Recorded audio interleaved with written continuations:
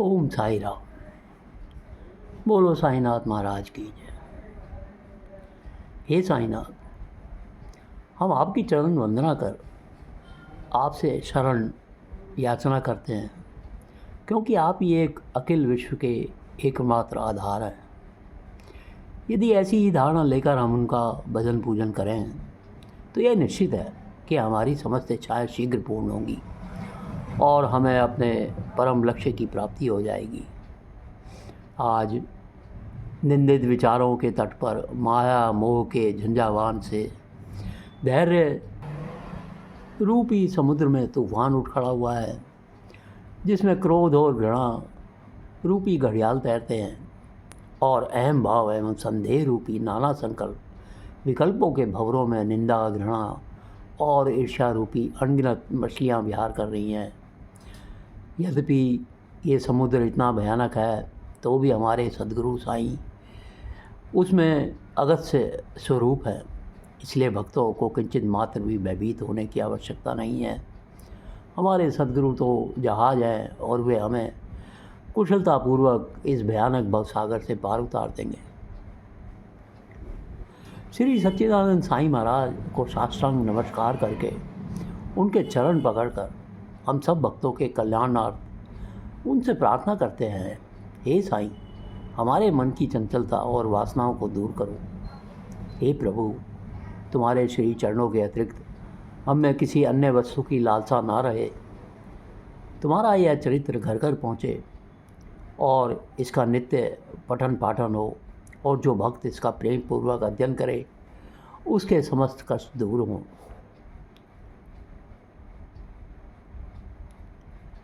साईं सचरित्र के पठन पाठन से मनोवांछित फल की प्राप्ति होती है। पवित्र गोदावरी नदी में स्नान कर शिरडी के समाधि मंदिर में श्री साईं बाबा की समाधि के दर्शन कर लेने के पश्चात इस ग्रंथ का पठन पाठन या श्रवण आरंभ करेंगे तो हमारी सारी त्रिविध संकट भी दूर हो जाएंगे। समय समय पर श्री साईं बाबा की कथा वार्ता करते रहने से आध्यात्मिक जगत के प्रति अभिरुचि हो जाएगी, और यदि हम सब इस प्रकार नियम तथा प्रेम पूर्वक अभ्यास करते रहेंगे तो हमारे समस्त पाप नष्ट हो जाएंगे। बाबा ने कहा, यदि सचमुच ही तुम आवागमन की मुक्ति चाहते हो तो तुम्हें साईं कथाओं का नित्य पठन पाठन स्मरण और उनके चरणों में प्रगाढ़ प्रीति रखनी चाहिए। साईं कथा रूपी समुद्र मंथन का उसमें से प्राप्त रत्नों को दूसरों को वितरण करो, जिससे सभी भक्तों को नित्य नूतन आनंद का अनुभव होगा और श्रोतागण अधपतन से बच जाएंगे। यदि भक्तगण अनन्य भाव से उनकी शरण आए तो उनका मैं नष्ट होकर बाबा के अभिन्नता प्राप्त हो जाएगी, जैसे कि नदी समुद्र में मिल जाती है। यदि तुम तीन अवस्थाओं अर्थात जागृति, स्वप्न और निद्रा में से किसी एक में भी साईं चिंतन में लीन है तो तुम्हारा मानसिक चक्र से छुटकारा हो जाएगा। स्नान कर प्रेम और श्रद्धापूर्वक होकर जो इस ग्रंथ का एक सप्ताह में पठन समाप्त करेंगे उनके सारे कष्ट दूर हो जाएंगे, या जो इसका नित्य पठन पाठन या श्रवण करेंगे उन्हें भयों से तुरंत छुटकारा मिल जाएगा। इसके अध्ययन से हर एक भक्त को अपनी श्रद्धा और भक्ति के अनुसार फल मिलेगा, परंतु इन दोनों के अभाव में किसी भी फल की प्राप्ति होना संभव नहीं है। यदि तुम इस ग्रंथ का आदरपूर्वक पठन करोगे तो श्री साईं प्रसन्न होकर तुम्हें अज्ञान और दरिद्रता के पास से मुक्त कर ज्ञान, धन और समृद्धि प्रदान करेंगे। यदि एकाग्रचित्त होकर नित्य एक अध्याय ही पढ़ोगे तो तुम्हें अपरिमित सुख की प्राप्ति हो जाएगी। बम्बई के श्री बालाराम पुरंदर प्रभु जाति के एक सज्जन थे।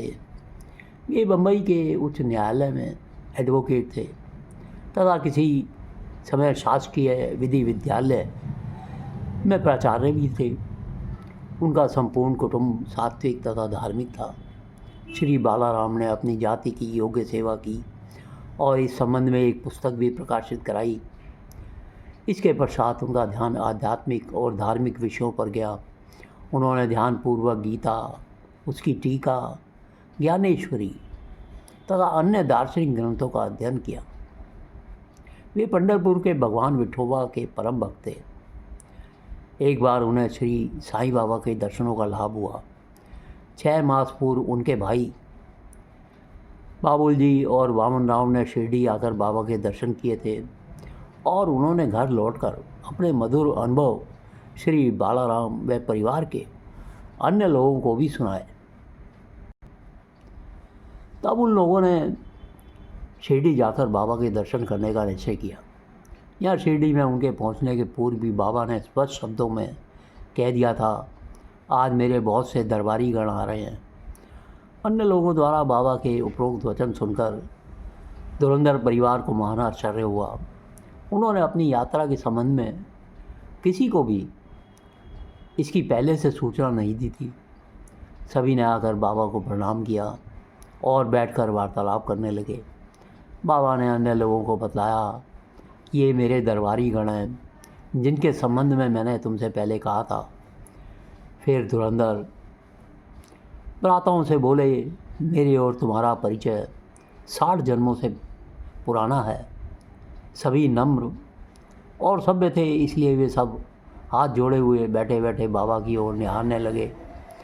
उनमें सब प्रकार के सात्विक भाव जैसे अश्रुपात, रोमांच आदि जागृत होने लगे और सबको बड़ी प्रसन्नता हुई। इसके पश्चात वे सब अपने निवास स्थान को गए और भोजन तथा थोड़ा विश्राम लेकर दोबारा मस्जिद में आकर बाबा के पांव दबाने लगे। इस समय बाबा चिलम पी रहे थे। उन्होंने बालाराम को भी चिलम देकर एक फूंक लगाने का आग्रह किया। यद्यपि अभी तक उन्होंने कभी धूम्रपान नहीं किया था, फिर भी चिलम हाथ में लेकर बड़ी कठिनाई से उन्होंने एक फूंक लगाई और आदरपूर्वक बाबा को लौटा दी। बालाराम के लिए तो यह अनमोल घड़ी थी। वे 6 वर्षों से श्वास रोग से पीड़ित थे, पर चिलम पीते ही वे रोग मुक्त हो गए। उन्हें फिर कभी यह कष्ट नहीं हुआ। 6 वर्षों के पश्चात उन्हें एक दिन पुनः श्वास रोग का दौरा आया।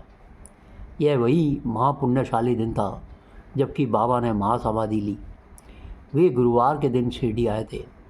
भाग्यवश उसी रात्रि को उन्हें चावड़ी उत्सव देखने का अवसर मिल गया। आरती के समय बालाराम को चावड़ी में बाबा का मुखमंडल भगवान पांडुरंग के समान दिखाई पड़ा। दूसरे दिन काकड़ आरती के समय उन्हें बाबा के मुखमंडल की प्रभा उन्हें अपने परम इष्ट भगवान पांडुरंग भगवान के दर्शन हुए। इसी प्रकार बम्बई के हरि कनोवा नामक एक महानुभाव ने अपने कई मित्रों और संबंधियों से साईं बाबा की अनेक लीलाएं सुनी हुई थी, परंतु उन्हें विश्वास ही नहीं होता था कि वे संशालु प्रकृति के व्यक्ति थे। अविश्वास उनके हृदय पटल पर अपना आसन जमाए हुए था। वे स्वयं बाबा की परीक्षा करने का निश्चय करके अपने कुछ मित्रों सहित बम्बई से शिरडी आए। उन्होंने सिर पर एक जरी की पगड़ी और पैरों में नए सैंडल पहने हुए थे।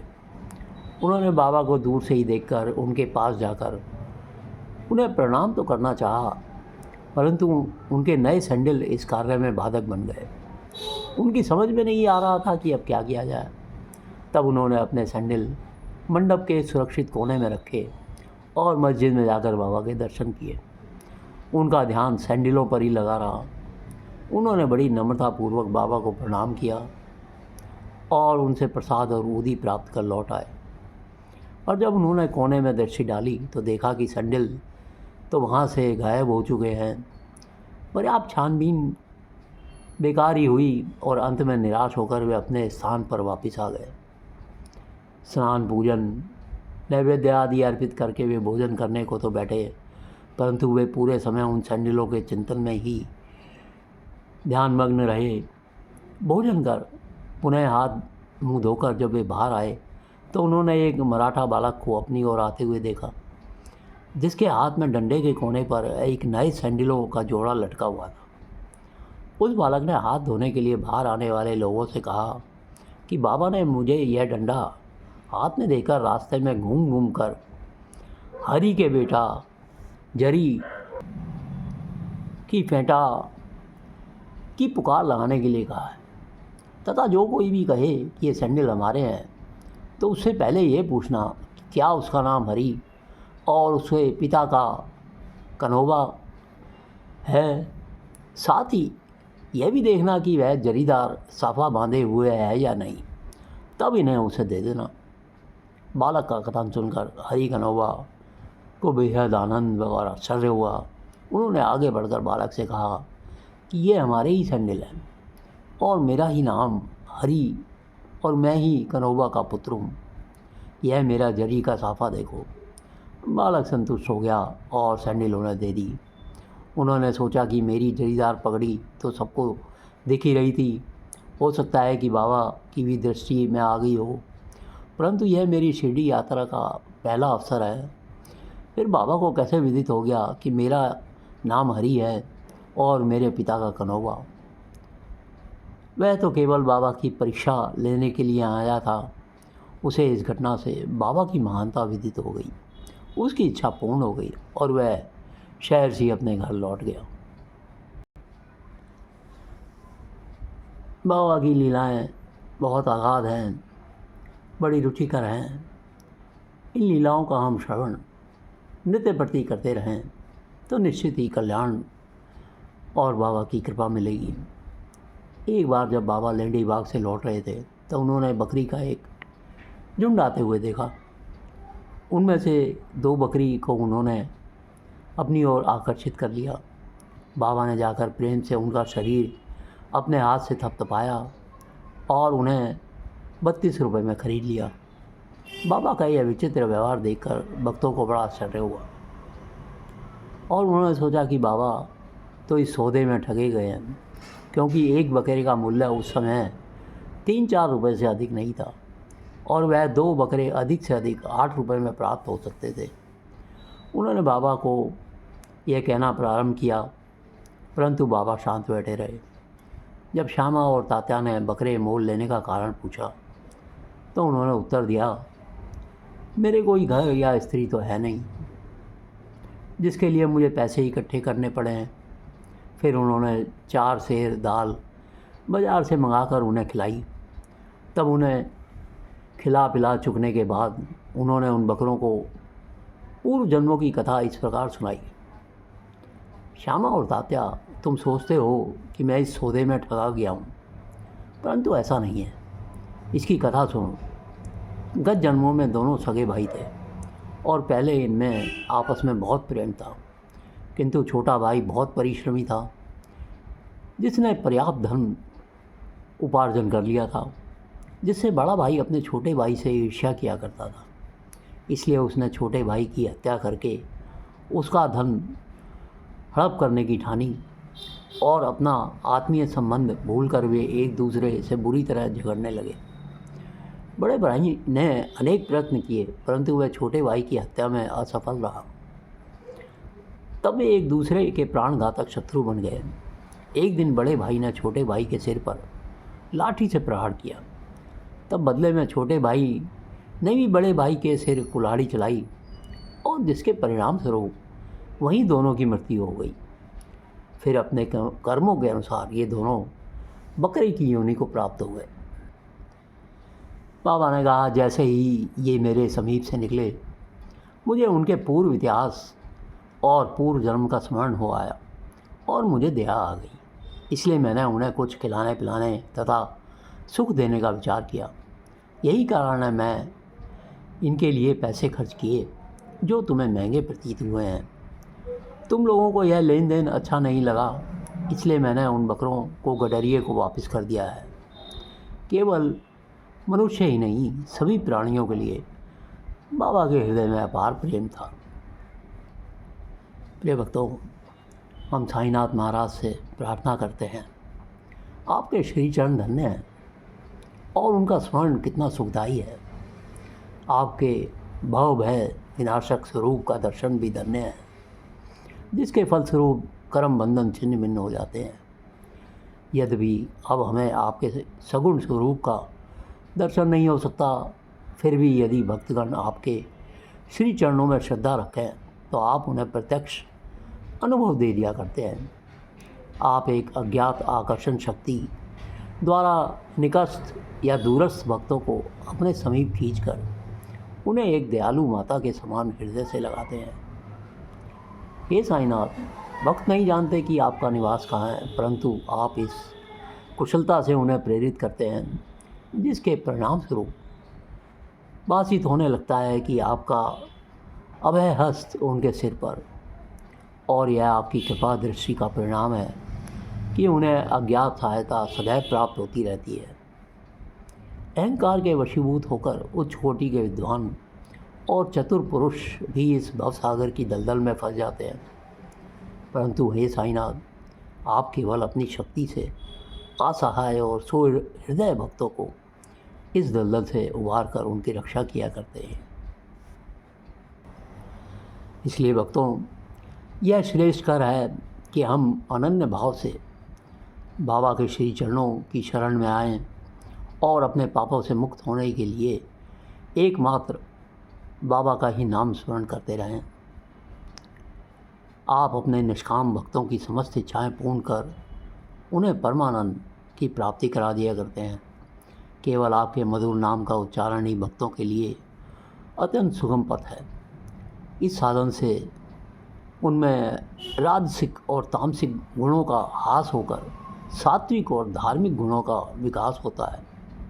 इसके साथ ही साथ उन्हें क्रमशः विवेक, वैराग्य और ज्ञान की भी प्राप्ति हो जाती है। तब उन्हें आत्मस्थित होकर गुरु से भी अभिन्नता प्राप्त होती है, और इसका ही दूसरा अर्थ है गुरु के प्रति अनन्य भाव से शरणागत होना। इसका निश्चित प्रमाण केवल यही है कि तब हमारा मन स्थिर और शांत हो जाता है। इस शरणागति भक्ति और ज्ञान की महत्ता अद्वितीय है, क्योंकि इसके साथ ही शांति, वैराग्य है, कीर्ति, मोक्ष इत्यादि की भी प्राप्ति सहज हो जाती है। यदि बाबा अपने भक्तों पर अनुग्रह करते हैं तो वे सदैव ही उनके समीप रहते हैं, चाहे भक्त कहीं भी क्यों ना चले जाए, परंतु वे तो किसी न किसी रूप में पहले ही वहाँ पहुँच जाते हैं। मस्जिद में आरती समाप्त होने के बाद बाबा से आशीर्वाद तथा उदी प्राप्त कर जब भक्तगण अपने अपने घर चले जाते, तब बाबा पर्दे के भीतर प्रवेश कर निम्बर के सहारे पीठ टेक कर भोजन के लिए आसन ग्रहण किया करते थे। भक्तों की 2 पंक्तियां उनके समीप बैठा करती थी। भक्तगण नाना प्रकार के नैवेद्य, पूरी, पूरन पोली, पेड़ा, बर्फी, उपमा इत्यादि थाली में सजा सजा कर लाते, और जब तक वे नैवेद्य स्वीकार न कर लेते तब तक भक्तगण बाबा की बाहरी प्रतीक्षा किया करते थे। समस्त नैवेद्य एकत्रित कर दिया जाता, तब वे स्वयं भगवान को नैवेद्य अर्पण कर स्वयं ग्रहण करते थे। उसमें से कुछ भाग बाहर प्रतीक्षा करने वालों को देकर शेष भीतर बैठे हुए भक्त गणों को दे दिया करते थे। जब बाबा सबके मध्य में आके विराजते, तब दोनों पंक्तियों में बैठे हुए भक्त तृप्त होकर भोजन किया करते थे। बाबा प्राय श्यामा और निमोड़कर से भक्तों को अच्छी तरह भोजन कराने और प्रत्येक की आवश्यकता का सावधानीपूर्वक ध्यान रखने को कहते थे। वे दोनों भी इस कार्य को बड़ी लगन और हर्ष के साथ किया करते थे।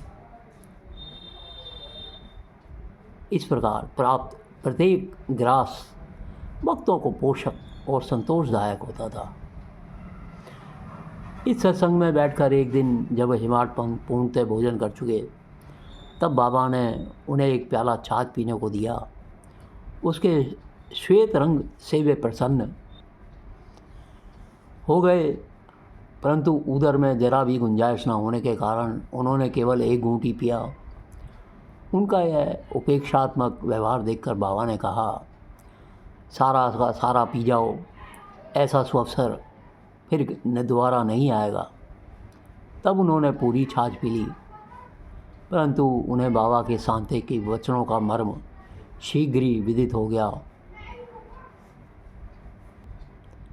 प्रिय भक्तों, साईनाथ महाराज कहते हैं, जो मुझे अत्यधिक प्रेम करता है वह सदैव मेरा दर्शन पाता है।